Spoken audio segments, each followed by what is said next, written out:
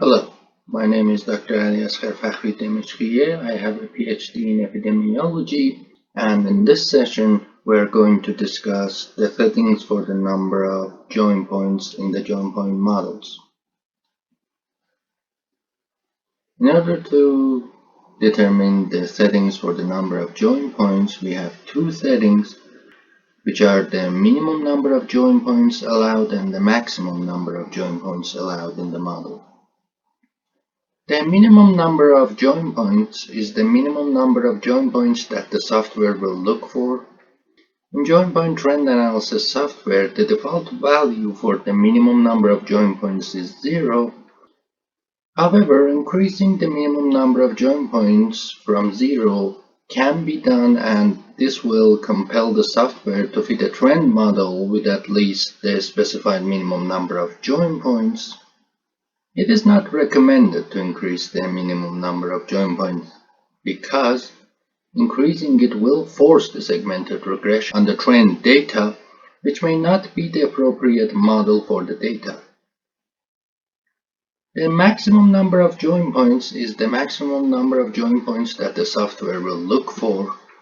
In join point trend analysis software, the default value for the maximum number of join points is dependent on the number of data points. In join point trend analysis software, the default value for the maximum number of join points is recommended based on the following recommendations: that at least 7 data points should be seen in order to consider allowing a join point. There should be on average at least 2 data points between consecutive join points. Based on these recommendations, the maximum number of join points recommended will be different for data containing different number of data points. Users may increase the specified maximum number of join points in the model settings if there is evidence of additional join points. In cases where there is little variation in the trend and the join point regression software identifies join points, it could be appropriate to lower the maximum number of join points than the recommended value, even if the differences in the slopes are statistically significant. Caution must be applied because the significance level for the permutation test can be impacted by the specified maximum number of join points. For instance, in this data, although we only have 10 time points,